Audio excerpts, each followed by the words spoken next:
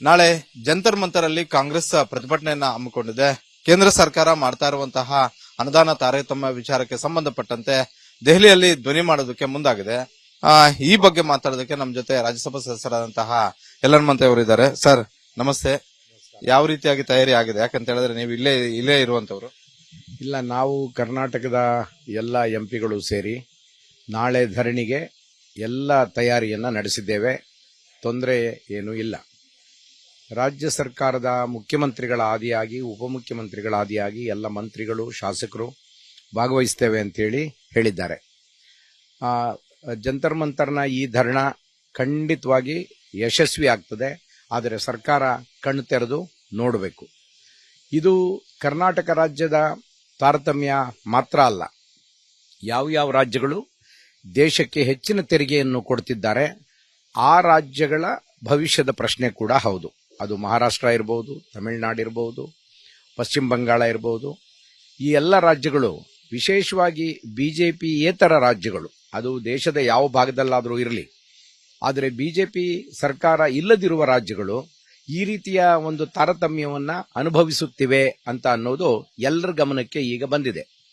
ನಮ್ಮ ಮುಖ್ಯಮಂತ್ರಿಗಳು ಸ್ವತಃ ಆರ್ಥಿಕ ಮಂತ್ರಿಗಳು ಆರ್ಥಿಕ ಖಾತೆಯನ್ನು ಅವರೇ ಹೊಂದಿರುವುದರಿಂದ ಅವರ ಅಪಾರ ಅನುಭವದಿಂದಾಗಿ ಅವರಿಗೆ ಎಲ್ಲ ರೀತಿಯ ವಿವರಗಳು ಗೊತ್ತಿವೆ. ಅದನ್ನ ಒಂದೊಂದಾಗಿ ತಿಳಿಸಿದ್ದಾರೆ. ಆದ್ದರಿಂದ ಕೇಂದ್ರ ಸರ್ಕಾರ ಈಗಲಾದರೂ ಕಣ್ತೆರೆದು ಇದಕ್ಕೆ ಒಂದು ಪರಿಹಾರವನ್ನು ಕಂಡುಹಿಡಿಯಬೇಕು. ಎಲ್ಲ ರಾಜ್ಯಗಳಿಗೆ ಅವರ ತೆರಿಗೆಯ ಪಾಲನ್ನ ಸಮಾನವಾಗಿ ಹಂಚಿಕೆ ಮಾಡುವ ಕೆಲಸವನ್ನ ಮಾಡಬೇಕು. ಸರ್, ನಮಗೆ ರಾಜ್ಯಕ್ಕೆ ಅನ್ಯಾಯ ಆಗ್ತಿದ್ರೆ ಕೇಳೋದ್ರಲ್ಲಿ ಯಾವುದೇ ತಪ್ಪಿಲ್ಲ, ಅದು ನಮ್ಮ ಹಕ್ಕು ಕೂಡ ಹೌದು. ಆದ್ರೆ ಈ ಸಂದರ್ಭ, ಇದು ಚುನಾವಣೆ ಹೊತ್ತಲ್ಲಿ, ಚುನಾವಣೆ ಇನ್ನೇನು 2 ತಿಂಗಳು ಅಷ್ಟೇ ಬಾಕಿ ಇದೆ. ಜೊತೆಗೆ ದೆಹಲಿಯಲ್ಲೇ ಆಯ್ಕೆ ಮಾಡಿಕೊಂಡಿರುವಂತದ್ದು, ಇದು ಒಂದು ರೀತಿ ಕಾಂಗ್ರೆಸ್ ಅವರು ರಾಜಕೀಯವಾಗಿ ಮಾಡ್ತಾ ಇರುವಂತಹ ಒಂದು ಸ್ಟಂಟ್ ಅನ್ನುವಂತ ಒಂದು ಆರೋಪವನ್ನ ಬಿಜೆಪಿ ನಾಯಕರುಗಳು ಮಾಡ್ತಾ ಇದ್ದಾರೆ. ಒಂದು ಬಹಳ ಸ್ಪಷ್ಟವಾಗಿ, ಮೊದಲು ನಾವು ಕೇಂದ್ರ ಸರ್ಕಾರಕ್ಕೆ ಮನವಿಯನ್ನು ಕೊಟ್ಟು ಈ ಸಮಸ್ಯೆಯ ಅರಿವನ್ನ ಅವರಿಗೆ ಉಂಟು ಮಾಡೋದಕ್ಕೆ ಪ್ರಯತ್ನ ಮಾಡಿದ್ವಿ. ಎರಡನೇದು, ಸನ್ಮಾನ್ಯ ಮುಖ್ಯಮಂತ್ರಿಗಳು ಪ್ರಧಾನಮಂತ್ರಿಗಳನ್ನ ಮತ್ತು ಗೃಹ ಸಚಿವರನ್ನ ಭೇಟಿ ಮಾಡಿ ಅವರಿಗೆ ಇದರ ಸತ್ಯಾಸತ್ಯತೆಯನ್ನ ಮನವರಿಕೆ ಮಾಡಿಕೊಟ್ರು.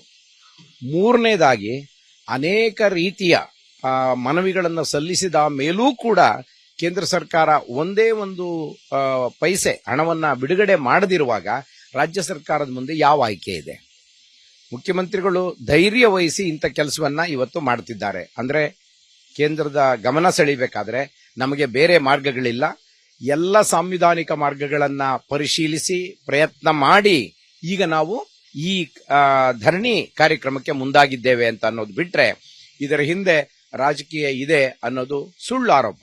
ಎರಡನೇದು, ಕೇಂದ್ರ ಸರ್ಕಾರ ಹೇಳಬೇಕು, ನಾವು ಯಾವ ಕಾರಣಕ್ಕೆ ಇಷ್ಟು ಹಣವನ್ನ ಕೊಡೋದಕ್ಕೆ ಸಾಧ್ಯ ಇಲ್ಲ, ಅದು ಸಕಾರಣವಾಗಿದೆಯಾ ಇಲ್ವಾ ಅನ್ನೋದನ್ನ ಸಾರ್ವಜನಿಕರಿಗೆ ತಿಳಿಸ್ಲಿ, ದೇಶಕ್ಕೆ ತಿಳಿಸ್ಲಿ. ಸೊ ದೇಶದ ಇತರ ರಾಜ್ಯಗಳು ಈ ರೀತಿಯ ಧರಣಿಗೆ ಮುಂದಾಗುವುದು ತಪ್ಪುತ್ತದೆ ಅಂತ ನನಗೆ ಅನಿಸ್ತದೆ. ಅಂತ ಅದಕ್ಕೆ ಕೇಂದ್ರ ಸರ್ಕಾರ ಅವಕಾಶ ಕೊಡಬಾರದು ಮತ್ತು ಇದು ರಾಜಕೀಯ ಪ್ರೇರಿತವಾದದ್ದು ಅಂತ ಹೇಳಿ ತಪ್ಪಿಸಿಕೊಳ್ಳುವ ಕೆಲಸವನ್ನು ಮಾಡಬಾರದು. ಸರ್, ಒಕ್ಕೂಟ ವ್ಯವಸ್ಥೆಯಲ್ಲಿ ಎಲ್ಲಾ ರಾಜ್ಯಗಳು ಒಂದಾಗಿದ್ರೆ ಮಾತ್ರ ದೇಶದ ಒಂದು ಶಕ್ತಿ ಜಾಸ್ತಿ ಆಗುತ್ತೆ.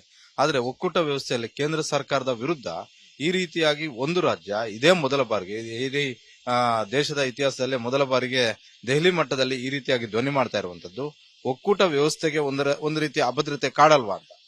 ಖಂಡಿತವಾಗಿ ಒಕ್ಕೂಟ ವ್ಯವಸ್ಥೆ ಬಲಗೊಳ್ಳೋದು ಯಾವಾಗ? ಎಲ್ಲ ರಾಜ್ಯಗಳಿಗೆ ಸಮಾನ ಅವಕಾಶಗಳು ಸಿಕ್ಕಾಗ. ಎಲ್ಲ ರಾಜ್ಯಗಳಿಗೂ ಸಮಾನ ಅವಕಾಶಗಳಷ್ಟೇ ಅಲ್ಲ, ಸಮಾನ ಆರ್ಥಿಕ ಅನುದಾನದ ಹಂಚಿಕೆ ಸಿಕ್ಕಾಗ ಆಗ ಮಾತ್ರ ಆ ರಾಜ್ಯಗಳು ಅಭಿವೃದ್ಧಿ ಆಗೋದಕ್ಕೆ ಸಾಧ್ಯ, ಆ ರಾಜ್ಯಗಳಿಗೆ ಶಕ್ತಿ ತುಂಬೋದಕ್ಕೆ ಸಾಧ್ಯ. ಅದನ್ನ ಮಾಡದೆ ನಾವು ರಾಜ್ಯಗಳ ಬಲಗೊಳ್ಳುವಿಕೆ, ಸಬಲೀಕರಣ ಅನ್ನೋದು ಅನುದಾನದಲ್ಲಿ ಏರುಪೇರು ಮಾಡಿ ಅಥವಾ ವ್ಯತ್ಯಾಸ ಮಾಡಿ, ಅದು ಕಡಿಮೆ ಅನುದಾನ ಕೆಲವರಿಗೆ, ಹೆಚ್ಚು ಅನುದಾನ ಕೆಲವರಿಗೆ ಕೊಟ್ಟು ನೀವು ಹೇಗೆ ಈ ರಾಜ್ಯಗಳ ಸಬಲೀಕರಣ ಮಾಡ್ತೀವಿ? ಈ ರಾಜ್ಯಗಳೆಲ್ಲ ಒಂದಾಗಿರಬೇಕು ಅಂತ ಹೇಳೋದಕ್ಕೆ ಏನು ಹಕ್ಕಿದೆ ನಮಗೆ?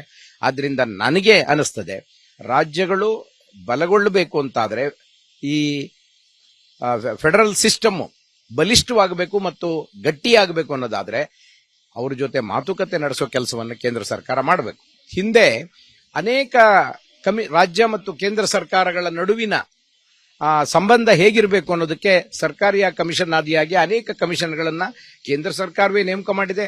ಅದರ ಶಿಫಾರಸುಗಳನ್ನ ತಿಳ್ಕೋಬೇಕು. ಮತ್ತು ಎರಡನೇದು, ಫೈನಾನ್ಸ್ ಕಮಿಷನ್ ಏನಿದೆ ಈಗ 15ನೇ ಫೈನಾನ್ಸ್ ಕಮಿಷನ್ ಮುಗಿದು 16ನೇ ಫೈನಾನ್ಸ್ ಕಮಿಷನ್ ಫಾರ್ಮ್ ಆಗಿದೆ. ಅವರು ಮಾಡಿರುವ ರೆಕಮೆಂಡೇಶನ್ ಏನಿದೆ ಆ ರೆಕಮೆಂಡೇಶನ್ಗೆ ಸರ್ಕಾರ ಬದ್ಧವಾಗಿರ್ಬೇಕಲ್ವಾ? ಅದು ವೈಲೇಟ್ ಆಗಿದೆ, ಹಾಗೆ ಮಾಡಿಲ್ಲ ಅನ್ನೋ ಕಾರಣಕ್ಕೆ ಇವತ್ತು ಧರಣ ಮಾಡ್ತಿದ್ದಾರೆ ಹೊರತು ಅನ್ಯ ಕಾರಣಗಳಿಲ್ಲ. ಅಥವಾ ಫೆಡರಲ್ ಸಿಸ್ಟಮ್ ಅನ್ನ ಸಡಿಲಗೊಳಿಸಬೇಕು, ದುರ್ಬಲಗೊಳಿಸಬೇಕು ಅನ್ನೋದು ಕಾಂಗ್ರೆಸ್ಸಿನ ಉದ್ದೇಶ ಖಂಡಿತ ಅಲ್ಲ.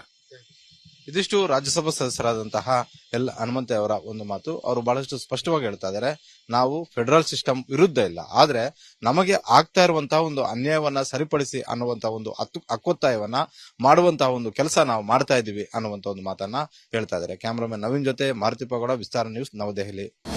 ಅನುಕ್ಷಣದ ಸುದ್ದಿಗಳಿಗಾಗಿ ವಿಸ್ತಾರ ನ್ಯೂಸ್ ಯೂಟ್ಯೂಬ್ ಚಾನೆಲ್ ಸಬ್ಸ್ಕ್ರೈಬ್ ಮಾಡಿ. ಹೊಸ ಸುದ್ದಿಗಳ ನೋಟಿಫಿಕೇಶನ್ಗಾಗಿ ಬೆಲ್ ಐಕಾನ್ ಕ್ಲಿಕ್ ಮಾಡಿ. ಲೇಟೆಸ್ಟ್ ಅಪ್ಡೇಟ್ಸ್ಗಾಗಿ www.vistaranews.com ವೆಬ್ಸೈಟ್ಗೆ ವಿಸಿಟ್ ಮಾಡಿ. ಅಂಗೈಯಲ್ಲೇ ಜಗತ್ತಿನ ಸುದ್ದಿ ತಿಳಿಯಲು ವಿಸ್ತಾರ ನ್ಯೂಸ್ ಕನ್ನಡ ಆಪ್ ಡೌನ್ಲೋಡ್ ಮಾಡಿ.